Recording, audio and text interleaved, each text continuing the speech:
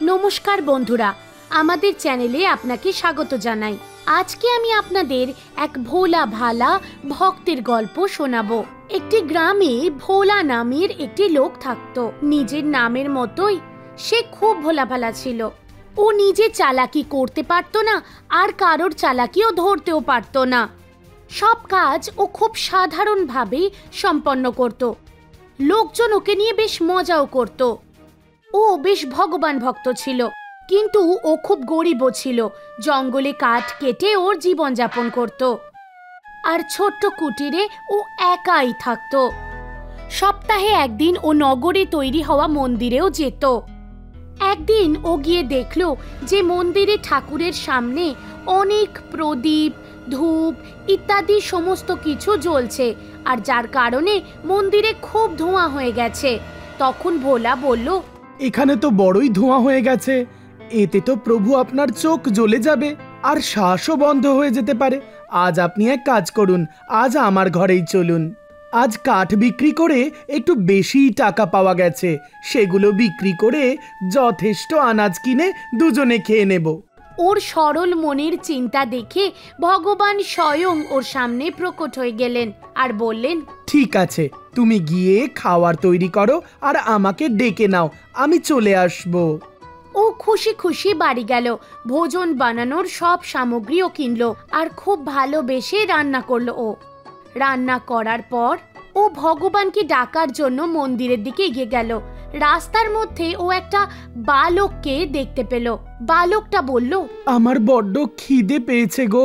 বালকটার ওপর ওর খুব দয়া হলো, আর ও বালকটাকে নিজের বাড়ি নিয়ে গেল আর খুব ভালোবেসে ওকে খাবার খাওয়ালো। ও তারপর আবার ভগবানকে ডাকতে মন্দিরের দিকে গেল। যেই ও মন্দিরের কাছাকাছি পৌঁছলো, একটা বুড়িকে ও দেখতে পেল। ও বলল, বাবা, আমি অনেক দিন ধরে খুব ক্ষুধার্ত, কিছু যদি খাবার পেতাম তোমার খুব ভালো হবে বাবা। ও বুড়িটাকেও নিজের বাড়িতে নিয়ে গেল আর খুব ভালোবেসে ওকে খাবার খাওয়ালো। এবার সব ভোজন ওর শেষ হয়ে গিয়েছিল। ও তখন মুদির দোকানে গেল আর গিয়ে বলল, আমায় কিছু আনাজ ধারে দিয়ে দেবে গো, আজ আমি ভগবানজিকে নেমন্তন্ন করেছি খাওয়ার জন্য। এমন আবার হয় নাকি? ভগবান কারোর বাড়িতে খেতে আসে না। তখন ভোলা বলল, না না, উনি নিশ্চয়ই আমার বাড়িতে আসবেন, উনি আমাকে নিজে বলেছেন আসবেন। আর ও মুদির কাছে প্রার্থনা করতে থাকলো। মুদি তখন বলল, যদি তোমার আনাজ দরকার হয় তাহলে বাইরে থাকা সমস্ত বস্তা বয়ে নিয়ে এসে ভেতরে রেখে দাও। ভোলা তখন সব বস্তা তুলে নিল আর ভেতরে ওগুলো রেখে দিল। তার বদলে মুদি কিছু রেশন আর চালও দিয়ে দিল। ও তখন বাড়ি গেল, রুটি আর ভাত বানালো আর ভগবানকে ডাকার জন্য মন্দিরের দিকে এগোলো। মন্দিরের দরজায় একটা বুড়ো মানুষ বসেছিল। আমার বড় খিদে পেয়েছে। ভোলা ওকেও বাড়িতে নিয়ে এসে ভোজন করালো। আবার ও মন্দিরে চলে গেল ভগবানকে ডাকার জন্য, আর তখন বলল, ক্ষমা করবেন প্রভু, একটু দেরি হয়ে গেল, চলুন আহার গ্রহণ করবেন। হে বৎস, আমি তো আহার গ্রহণ করে নিয়েছি, আর তো আমার খিদে নেই। তখন ভোলা বলল, এ তো ঠিক কথা নয় প্রভু, আপনি তো আমাকে কথা দিয়েছিলেন যে আপনি আমার বাড়িতেই এসে ভোজন করবেন। ওর জেদ দেখে ভগবান বাধ্য হয়ে ওর সঙ্গে ওর বাড়ি চলে গেলেন।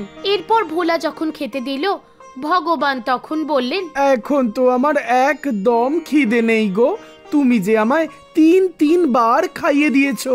না প্রভু, আমি তো আপনাকে একবারও খাওয়াইনি।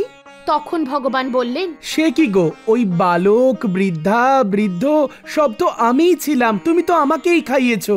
কিন্তু ভোলা তো এই বিষয়টা বুঝতেই পারছিল না, ও কিছুতেই মানল না। তখন ভগবান বললেন, ঠিক আছে, আমি একটা শর্তেই খেতে পারি, তোমাকেও এক পাতে আমার সাথে খাবার গ্রহণ করতে হবে। তখন ও মেনে নিল, আর এইভাবেই ভগবান আর ভক্ত একই থালা থেকে খাবার খেতে শুরু করলেন।